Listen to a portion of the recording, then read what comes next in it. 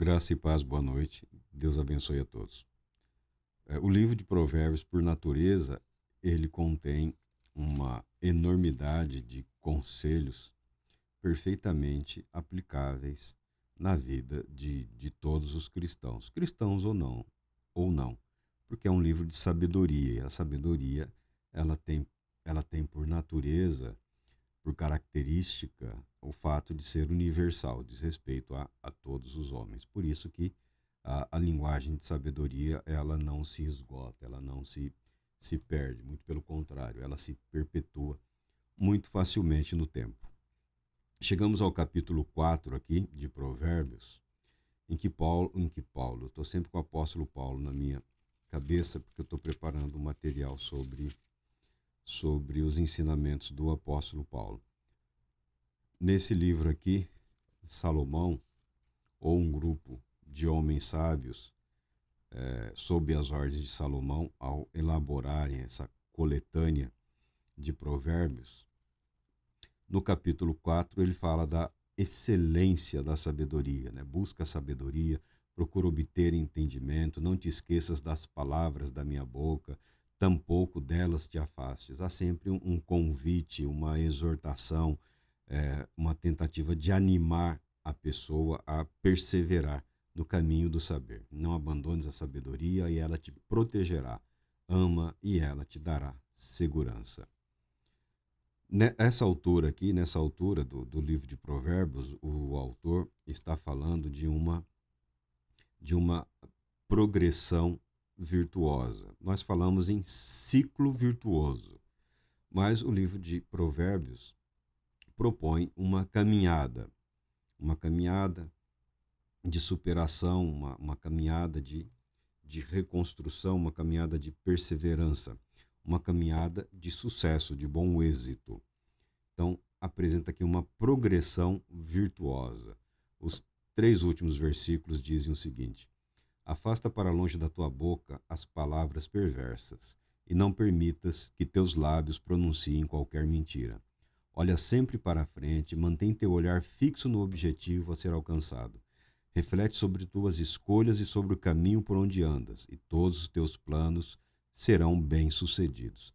Não te desvies nem para a direita nem para a esquerda. Retira o teu pé da malignidade. Graças a Deus pela sua palavra e que o Santo Espírito a todos abençoe através dessa breve reflexão. Olhar em direção ao alvo e prosseguir em direção ao objetivo estabelecido.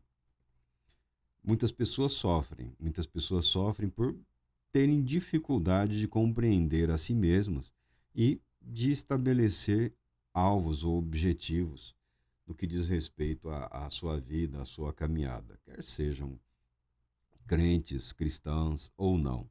Tá? Isso é uma dificuldade do ser humano.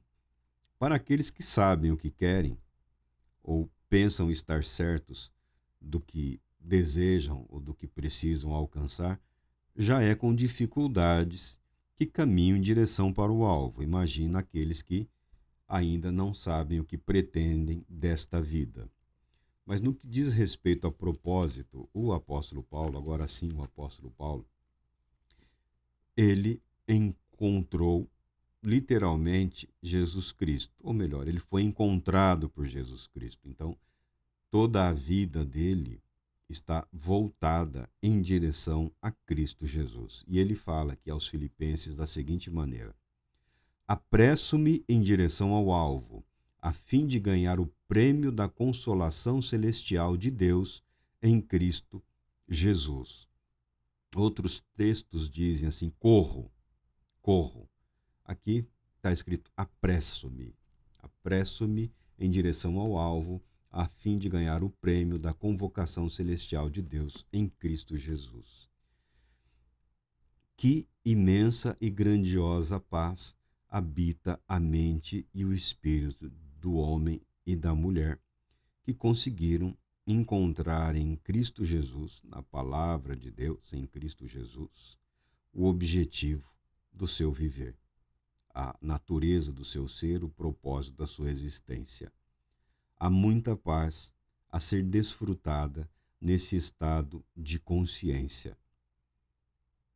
O viver do apóstolo era Cristo e o morrer significava estar com Cristo. Por isso ele diz: apresso-me em direção ao alvo. O livro de sabedoria nos conduzirá, é óbvio, ao Redentor, ao Salvador, ao plano de Deus no que diz respeito ao resgate das almas perdidas, escravizadas pelo pecado, trazendo libertação, cura e perdão. Mas nada impede que este conhecimento seja também aplicado nas atividades profissionais ou quaisquer outras atividades que a pessoa deseje desempenhar na sua vida. Sabedoria é algo que não atrapalha absolutamente ninguém. Perseverar em direção ao alvo, em direção ao objetivo previamente estabelecido, não se desviando ou não se deixando desviar, é a garantia da progressão virtuosa.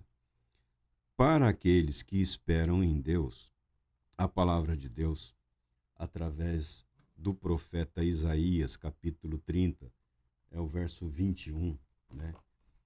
Diz aqui: não te desvies nem para a direita, nem para a esquerda. Isaías, no mesmo espírito, fala: quando te desviares para a direita ou quando te desviares para a esquerda, ouvirás atrás de ti uma palavra.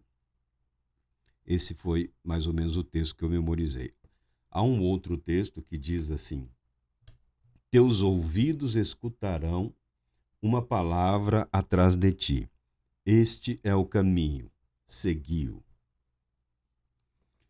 A impressão que eu tenho é que em Isaías,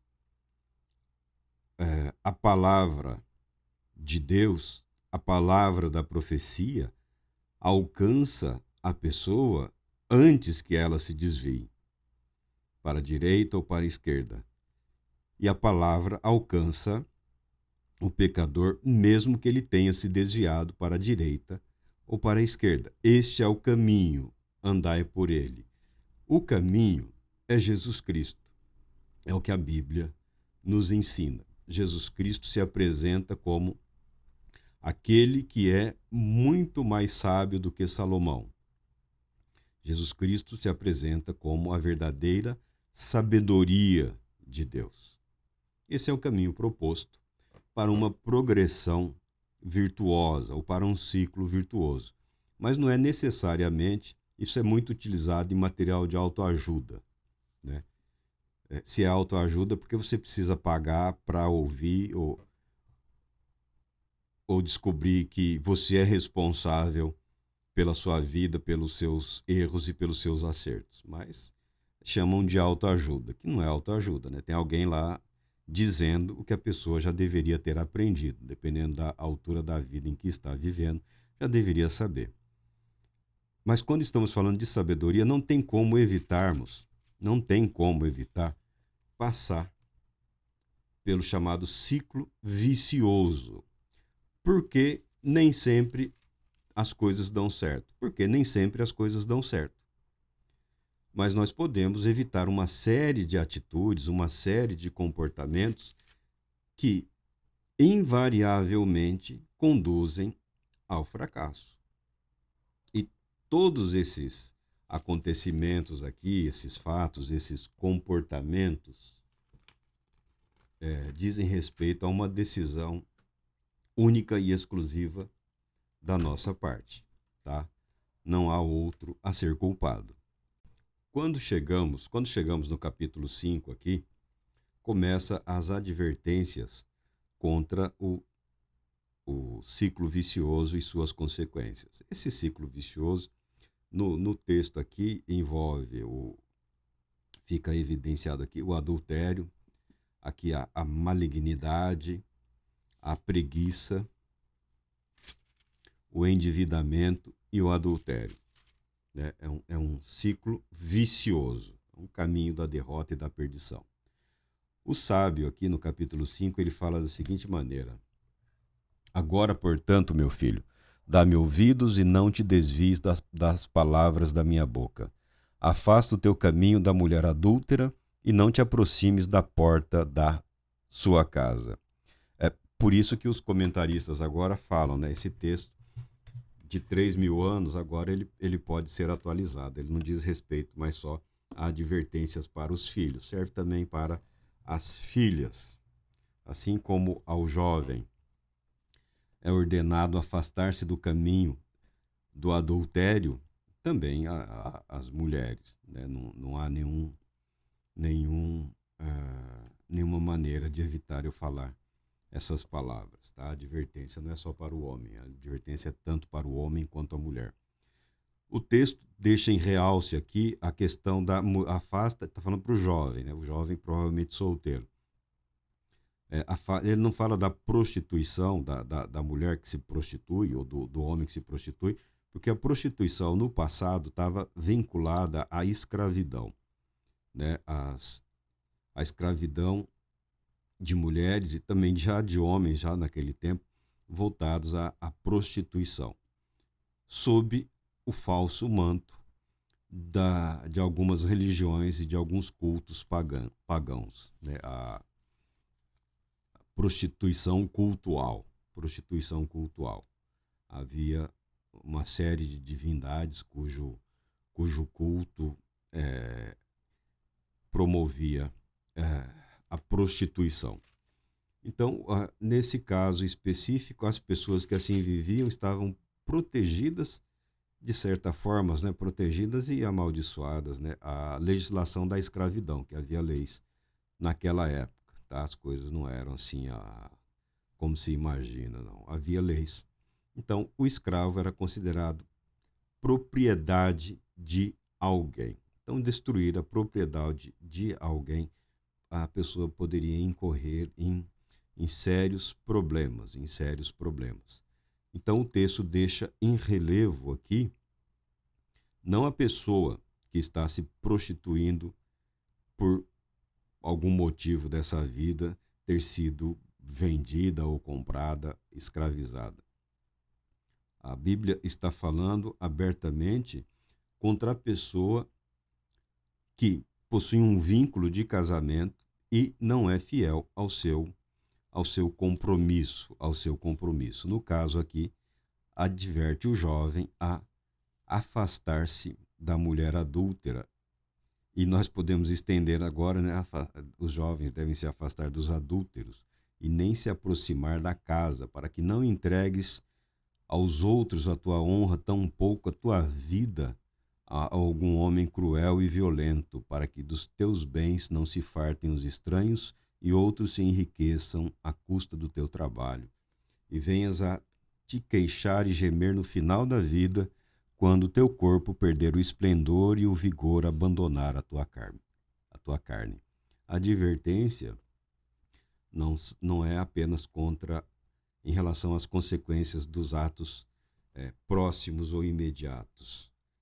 O livro de Provérbios fala do futuro das pessoas que alcançam a velhice e que sofrerão as consequências dos atos irrefletidos do passado. Então, um dos caminhos, a principal porta que conduz ao ciclo vicioso é o adultério. Sempre foi, não mudou e aparentemente não diminuiu, infelizmente. Tá? O segundo erro gravíssimo que a pessoa incorre e que a leva a esse ciclo vicioso é o endividamento. Né? Todos sabemos que a pessoa endividada, ela não tem paz. E há uma forma de endividamento aqui que a Bíblia condena, que é o ser fiador. É a tal da fiança, é se comprometer pela dívida de outro, ou seja, fora as suas responsabilidades, a pessoa, sem pensar, se compromete com terceiros, ou seja, cria para si dívidas que não será capaz de honrar. Tá? Filho meu, se servisse de fiador ao teu próximo, se com um aperto de mãos te comprometeste por um estranho, e ficaste enredado pelas declarações que saíram da tua boca, então és prisioneiro de tua própria palavra. Ou seja, foge. Foge disso. Foge disso. Não faça, não proponha fazer favores que vão te trazer sofrimento e podem arruinar a sua vida, o seu casamento, a sua família. A Bíblia não está proibindo que você aceite ser fiador do seu pai, da sua mãe, dos seus filhos, pessoas pelas quais você zela, pessoas pelas quais você ama. Até no caso de irmãos, é importante ter muito cuidado. Você ama o seu irmão, você ama a sua irmã. Mas se você é casado, você tem família, esse tipo de compromisso pode acabar balançando muito o relacionamento conjugal. Então, dívida é pecado. Né? Faltou dizer isso para muita gente. Se isso tivesse sido dito no passado, muita gente não estaria na situação em que se encontra hoje. Dívida é pecado. Se você não tem condições, não compre. Não compre. Aprenda a viver feliz com o que você tem. Trabalhe, planeje, se organize e, conforme a sua situação melhorar, você vai lá e compra. Né? Não é proibido consumir. O que a Bíblia condena é o endividamento desnecessário. Se você não tem condições, não viva naquele nível, naquele ambiente, porque isso não vai te trazer nenhuma alegria, nenhuma felicidade, tá? O adultério, as relações sexuais impróprias, indevidas ou imorais, o endividamento e outro, a preguiça.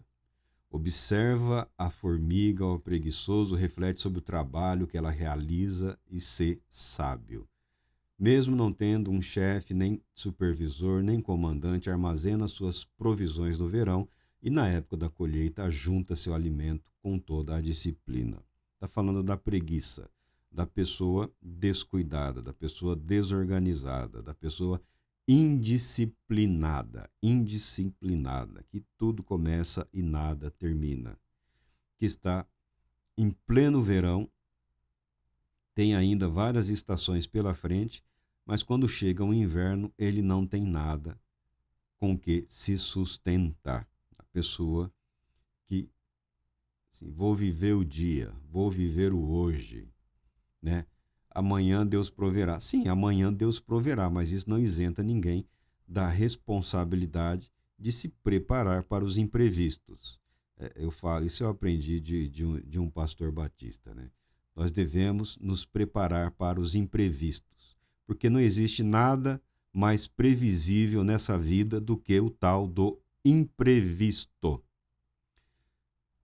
José, vendido pelos irmãos, escapou da prisão pela graça divina, deu um conselho para Faraó, é claro, inspirado pelo Espírito Santo, mas um conselho que fez com que ele se tornasse vice-rei do Egito. Escravo, mas vice-rei do Egito. A vida dele mudou completamente e ele pôde abençoar o pai e os irmãos, como ele havia sonhado. Né? José, o homem de um sonho apenas. E o que José disse para Faraó?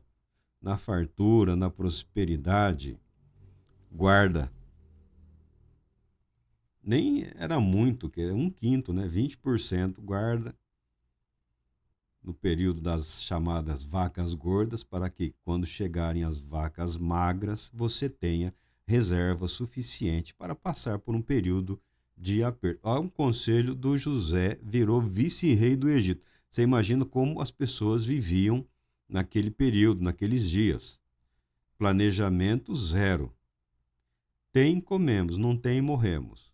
José chega com planejamento, ele planeja, ele organiza, ele disciplina e ele ensina as técnicas de administração. Havia organização, mas administração no sentido de preparar-se para uma calamidade, nós temos José como pioneiro aqui. Conselho de graça que encontra-se na Bíblia e muitas pessoas não querem ouvir ou têm dificuldade de aplicar, tá? Mas o conselho existe. O perigo está aqui, da preguiça, indisciplina, da indolência. A pessoa acha que vai ter o vigor de 25 anos de idade para sempre. Não, isso tudo vai passar e será com grande sofrimento que as pessoas enfrentarão a falta de sabedoria, né? Quando fala aqui do servir da preguiça, logo em seguida vem a maldade, ou a malignidade, ou do comportamento maligno. Essa é a consequência do ciclo vicioso, tá? Um erro, um abismo chama outro abismo. Ou a pessoa se arrepende, corrige, segue a orientação, o plano de Deus, ou ela vai viver tentando remendar sempre uma situação que nunca, um sangramento que nunca estagna. Quando fala-se da malignidade, os sábios, isso tem em várias ocasiões no livro de Provérbios, tá? Eles dizem assim: há 6 atitudes que o Senhor odeia, 7 que ele detesta. Ou seja, já podia ter falado 7, né? Mas é a maneira que eles usavam para chamar a atenção. 6 Deus odeia, mas quando essas 6 vão se sobrepondo, resulta numa outra que só piora. Aí diz o seguinte: olhos arrogantes, língua mentirosa, mãos que derramam sangue inocente, coração que maquina planos perversos, pés que se apressam para fazer o mal, a testemunha falsa que espalha difamações e aquele que provoca contendas entre irmãos. Você fala, essa pessoa não está nada bem. Não, não está nada bem. Essa pessoa está péssima. E esse é um comportamento caracterizado como maligno, diabólico, satânico. Um comportamento que evidencia que a pessoa está muito, mas muito fora da rota planejada pelo Senhor. O caráter do perverso é maligno. Caminha de um lado para o outro, murmurando atrocidades, comunica-se sorrateiramente com os olhos, arrasta os pés e faz sinais com os dedos. Em seu coração habita o engano, todo o tempo planeja o mal, anda semeando perversidades e discórdias. Por essa razão, a desgraça se abaterá repentinamente sobre ele, de um golpe será completamente destruído, sem qualquer apelação. É o que diz aqui a palavra de Deus no tocante à malignidade. Então, no ciclo vicioso, nós temos aqui o adultério, né? Logo seguindo o adultério vem o endividamento, a preguiça, a malignidade, que joga de volta no adultério. Vejamos aqui o capítulo 6 aqui, o versículo 23 aqui. Porquanto o mandamento é lâmpada, o ensino é luz e as advertências da disciplina são o caminho que conduz à vida. Eles te guardarão da mulher imoral e das palavras lisonjeiras da mulher adúltera. Não cobices no teu coração a sua beleza, nem te deixes seduzir por seus olhares, pois o preço de uma prostituta é um pedaço de pão quando comparado ao objetivo da adúltera, que vive rondando a caça de vidas preciosas. É possível alguém atear fogo ao próprio peito sem queimar a roupa? Pode alguém andar sobre brasas sem queimar os próprios pés? Assim acontece com quem se deita com a mulher alheia. Ninguém que a toque ficará sem castigo. E no 32 diz, mas o homem que comete adultério não tem juízo. Qualquer pessoa que assim procede a si mesmo se destrói. Sofrerá ferimentos e vergonha, e a sua humilhação jamais se apagará. Pois o ciúme desperta a fúria de um homem que não terá misericórdia quando se vingar. Não aceitará nenhuma compensação, nem os mais caros presentes servirão para acalmar sua ira. O escritor, o sábio aqui, E olha que Salomão, é o que eu falo, Salomão é aquele sábio que você pode colocar na categoria assim, faça o que eu falo, mas não faça o que eu faço. Mas a inspiração é divina. Foi o Espírito Santo quem instruiu Salomão. Se Salomão não quis obedecer, o problema é dele. Quem sofreu e está sofrendo as consequências dos atos irresponsáveis é o próprio Salomão. Em Cristo nós somos chamados à liberdade. Nós temos liberdade para adorar a Deus. Ou seja, não somos não somos forçados. É preciso que seja uma decisão.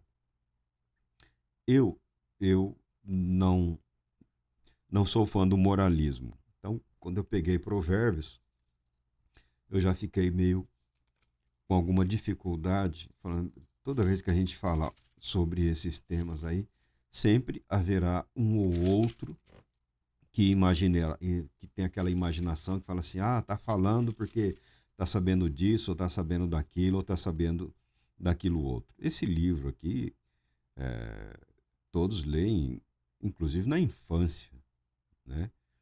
O livro é para instruir o jovem que pouco ou quase nada sabe a respeito da vida, para evitar que ele, ao atingir a vida adulta, cometa os erros que o levarão ao fracasso, que o afastarão de Deus, que destruirão a sua vida, que destruirão a sua história, que impedirão a sua comunhão com Deus, que apagarão o seu nome da história do povo de Deus. O objetivo é preparar. O objetivo é preparar. Ninguém pode alegar que não tinha, que não tem conhecimento. O que mais tem levado as pessoas ao erro, apesar que hoje o pecado é uma modalidade de recreação, né? Pecado recreativo. Hoje já tem as drogas recreativas aí, maneira estúpida de se divertir. E tem também o pecado recreativo. A pessoa decide pelo pecado como se fosse imune ao pecado, como se nada, como se não fosse sofrer as consequências do ato pecaminoso. O que a Bíblia deixa claro aqui, e não sou eu, não tenho objetivo de ofender ou de humilhar mais ainda quem quer que seja, mas o que a Bíblia deixa claro aqui é que há consequências. Existem consequências. Algumas pessoas pensam que têm imunidade ao pecado. Algumas pessoas têm essa ideia estúpida, essa ideia tola, né? E em alguns ambientes religiosos piora um pouco, porque a pessoa é induzida a acreditar e a crer que a posse ou a manifestação de determinado dom funcionaria como uma aprovação à vida, à conduta, de um modo geral daquele indivíduo. E não é absolutamente nada disso. Não é absolutamente nada disso. Ninguém é imune ao pecado e às consequências do pecado. Mas, quando se fala de desviar-se do caminho proposto, da caminhada proposta, da caminhada, do ciclo do ciclo virtuoso, né, ou da progressão virtuosa, eu prefiro ficar com Isaías, ou seja, não se deve tirar a esperança de quem quer que seja. Não sou eu quem pretende tirar aí a esperança de quem quer que seja. Eu acredito que a Bíblia declara que agora permanecem a fé, a esperança e o amor. Tá? São os dons que conduzem à eternidade, a fé, a esperança e o amor. Então, há esperança, há esperança, há esperança. Tem um texto belíssimo que fala que o Senhor, o servo do Senhor, não esmagará a cana quebrada, né? E nem apagará a torcida que fumega a chama da vela que está chegando ao fim, né? O Senhor Jesus não vai romper a cana quebrada. Então, se a pessoa está quebrada pelo pecado, pelo erro, pelo fracasso, há esperança em Cristo Jesus. Por quê? O próprio profeta Isaías declara, e é uma palavra linda, né? Ouvirás atrás de ti uma palavra dizendo: Este é o caminho, segui-o. Este é o caminho, andai por ele. E Jesus é aquele que se apresenta como sendo o caminho. Eu sou o caminho, a verdade e a vida, declara Jesus Cristo. Em Cristo Jesus, a esperança para todos. O objetivo do escritor de Provérbios também, ao colocar aqui esse ciclo vicioso, é servir de alerta para os jovens e apresentar a antissabedoria. A sabedoria foi apresentada como uma mulher virtuosa. Agora, a loucura é apresentada como uma mulher imoral, sedutora, porém imoral, né? Que não que não é capaz de cumprir o seu pacto, o seu voto, a sua aliança.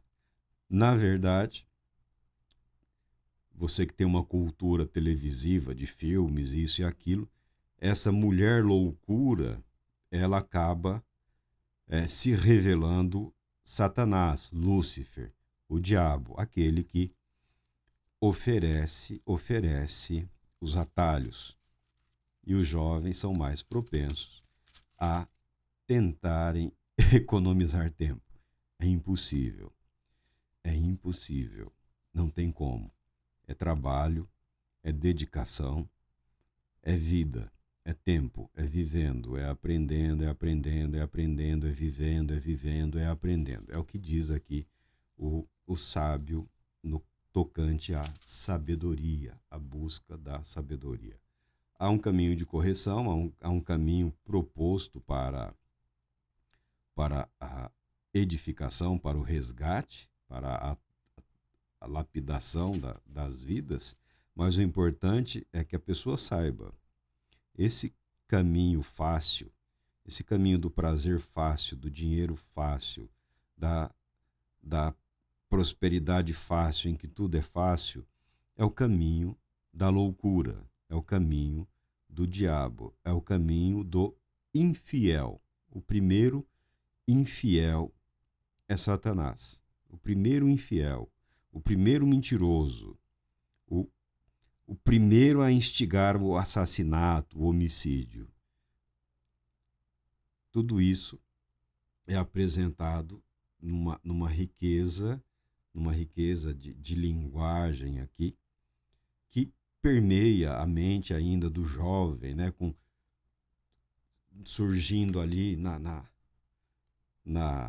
força da sua juventude, na toda a sua saúde física, na sua vontade de crescer, de viver, de realizar. A Bíblia usa essa linguagem, os sábios do passado usavam essa linguagem que é perfeitamente compatível com os dias de hoje, muito embora alguns considerem inaceitável, alguns puritanos, mas está usando a linguagem do sexo. Não há força mais poderosa atuando no ser humano do que o impulso sexual. É o que nós somos aí 8 bilhões no planeta, tá? E olha que a situação não está das melhores, mas somos 8 bilhões, é um consenso entre todos os estudiosos que uma das forças mais poderosas, motivadoras do homem é o impulso sexual. O que a sabedoria propõe é direcionar não só o impulso sexual do homem e da mulher, propõe direcionar todos os impulsos naturais e normais do ser humano num caminho que propõe uma vida de santidade, de obediência a Deus, em que é possível realizar-se, é possível obter realização, satisfação, prazer, alegria e permanecer em comunhão com Deus. Uma palavra que está comigo há algum tempo, há muito tempo, e ajuda a pessoa a entender é o seguinte: Deus amou o mundo de tal maneira que deu seu Filho, Jesus Cristo, para salvar todo aquele que crê. Deus amou o mundo. Deus ama a sua criação. Quem ama o mundanismo é o diabo. Quem quer perpetuar o mundanismo é o diabo, é Satanás. O Senhor Deus, em Cristo Jesus, pretende nos resgatar da corrupção do chamado mundanismo, tá? Então, se você aprender a prestar atenção nos detalhes, no ambiente proposto, no que está escrito na palavra de Deus, você começará a observar alguns detalhes e entenderá que o propósito de Deus não é boicotar a sua vida. O propósito de Deus não é boicotar a sua alegria. O propósito de Deus não é limitar o seu prazer. O propósito de Deus não é limitar o seu progresso. O propósito de Deus é evitar que você caia nas armadilhas do diabo. Deus te abençoe. Querendo Ele, retornaremos em breve.